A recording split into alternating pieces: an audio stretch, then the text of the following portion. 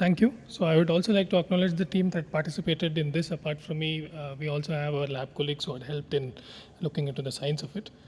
We all know that macular hole surgery, especially the failed ones, are a difficult challenge, and this is the patient that I would like to discuss. This patient had a macular hole along with the retinal detachment. In the initial surgery, the ILM was peeled. So what we did in this particular case was when we went in, we found that the SOR was already done. So this patient had a PVR that was setting in. So we initially dissected the PVR and removed from the periphery so that the retina is amenable for settlement. So I had two options. Either I settle the retinal detachment first and then cut a little retina, use a retinal autograft and close it.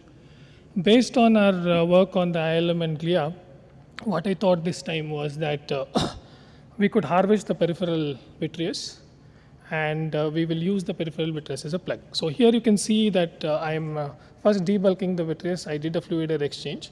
Harvesting the hyaloid is a little tricky situation. So one can dehydrate the vitreous under air and select the area which is amenable. So here you can see me doing the fluid air exchange. And then the vitreous base is held in using a bimanual technique using a forceps. Then I harvested the hyaloid. So once I harvested the hyaloid, it took a couple of attempts, and then you can see that it's a clear hyaloid tissue. So once the hyaloid tissue was harvested, I used part of it because it was too large, and I kind of sent one part of the lab. Then I did the laser, allowed the hyaloid to dehydrate a little more on the spatula. So once I finished my laser, what I did next was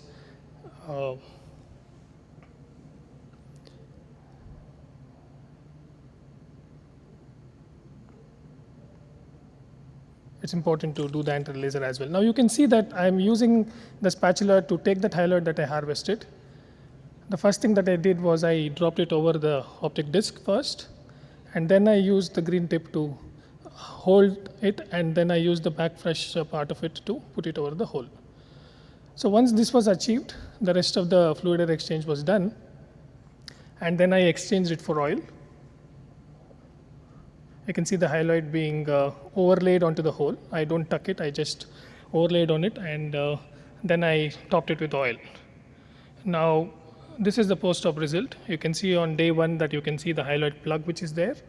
And as the days went forward, there was proliferation of the glia which kind of closed. So what makes me tell you that there is glia there here is based on this, that these are the post-op images. So what we did was we took the hyaloid, one part we cultured, the other part we looked into the hyaloid, and we would see there are certain hyaloid derived cells which are there. Now to identify the cells, what we did was we used a DAPI staining, and we also used immunofluorescent imaging. So we stained it with GFAP, and you can see that the glial cells are there in the harvested peripheral vitreous. So it was not the hyaloid which kind of closed the hole, but these cells which were there in the matrix of the hyaloid that helped in closure of the hole. Now, this is a phase contrast microscopy where you can see ARPE cells, and the ARPE cells don't secrete SMA. So the next question is, if the glia proliferated, how did the two edges of the hole come together, and how did the glia disappear? So what makes the glial cells proliferate?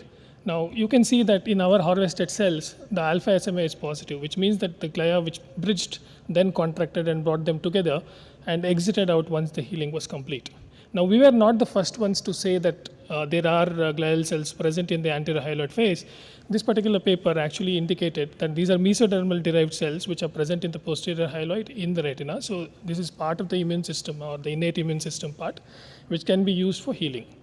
Now, before we did this, we had harvested ILM in our routine macular hole cases, and we also found glia which is present in the peeled ILM. So this was the background knowledge based on which we used this particular technique. Now, many people ask if there is glia present on the ILM, why don't we normally see it in a macular hole case? That is because we are imaging under gas. But if you put oil and serially image those patients, you can see that in day one there is glial proliferation. As the days progress, this glia tends to first remodel And once by the end of 1 month or 6 weeks, you can see that the glial elimination has started. And once you see the patient at 3 to 6 months, the glia is not there.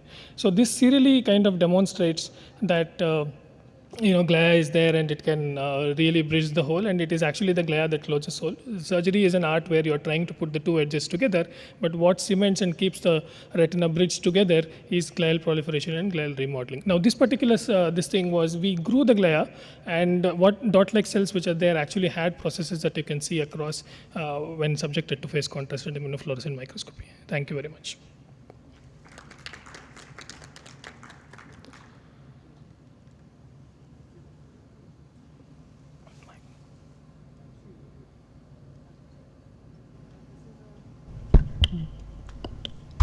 Very innovative idea and thinking out of the box. And theoretically speaking, it definitely sounds nice that you put this hyaloid and you expect the cells to proliferate and grow. But that is what actually happens when we put the fibrin glue, or say any other tissue for that matter, like amniotic membrane, or some people have even advocated using the anterior lens capsule, using the epiretinal membrane, and so many things. So I think the idea is that you just bridge the anatomical gap, and then you allow the cells to grow. Are also part of Yeah. there in the retina as well. Yeah. Not that the hyaloid brought the glia. Yeah. What I am trying to say is that there is also glia present in the posterior hyaloid network based on what I showed on the slides. The glia that we harvested, we examined, we found it. Yeah. And we grew the glia from the harvested hyaloid. I'm not saying that I was able to hold the cells from there and I'm putting it there. No, that's not my the reasoning at all.